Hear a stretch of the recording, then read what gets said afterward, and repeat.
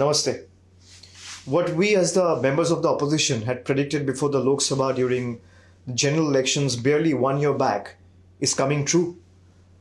The BJP and the NDA government is attempting to change and rewrite the very constitution of India with the backing of just 240 MPs. A government that's on borrowed time itself is changing the constitution and is only interested in snatching away the people's rights through gimmicks like NRC, SIR, and unleashing investigating agencies like the ED and the CBI. A government that cannot take care of our own people, a government that cannot protect the sovereignty of India, a government that cannot defend our borders, a government that is only obsessed with power, with wealth, and with sheer control, nothing else.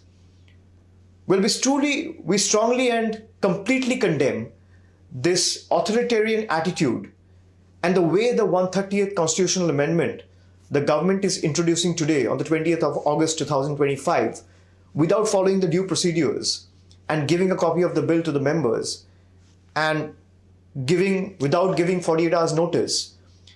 The government has stopped operating, remaining within the ambit of law, and we condemn this authoritarian attitude. Instead of giving relief to the poor, instead of helping our farmers, instead of helping our workers, instead of creating jobs and employment opportunities for the younger generation, the government has failed in its sacred duty to protect India's sovereignty and secure its borders. The government has failed when it comes to curb the terror attacks.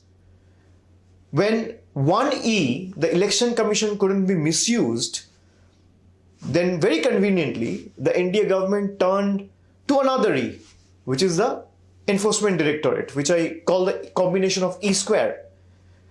But when it turns to the Enforcement Directorate, its objective is not to curb corruption.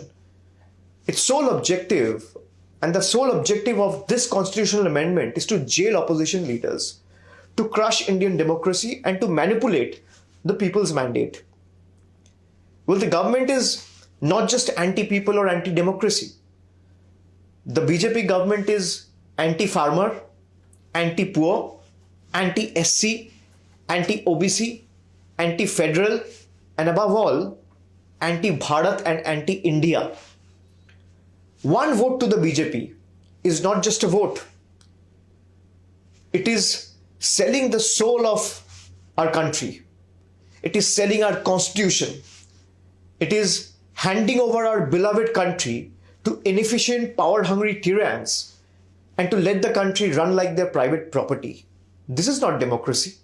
This is sheer dictatorship. And if BJP talks about emergency, this is a super duper emergency.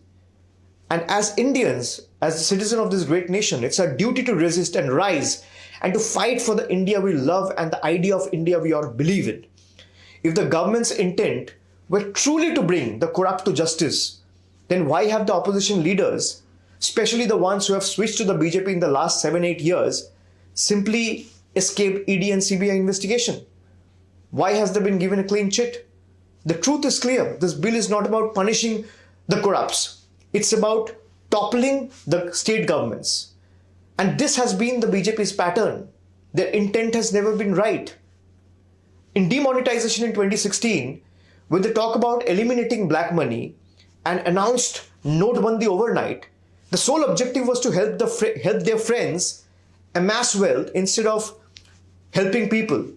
And people were actually made to suffer on the streets, braving the scorching heat and weather, standing in long queues where more than 140 people lost their life. When they spoke about NRC and implementing NRC, the issue was never about giving citizenship. The intent was always about snatching citizenship. It was to target a particular community, to create division and destroy India's social fabric. When they introduced the farm laws, the intention was never to empower farmers. Rather, it was to serve their corporate friends and allies. In GST, the intention was never simplification of indirect taxes. It was to choke the state by withholding their rightful dues. Their intention has never been right. And today, this bill's intention is not to deliver justice, but to topple elected state government and silence the opposition who has been asking the right questions for the people of this country. India, the nation that is built on the ideals of Mahatma Gandhi and Baba Saheb Ambedkar and is surviving on the sheer determination and love of 140 crore people, will never sell its soul to this inept, inefficient, oppressive tyrants.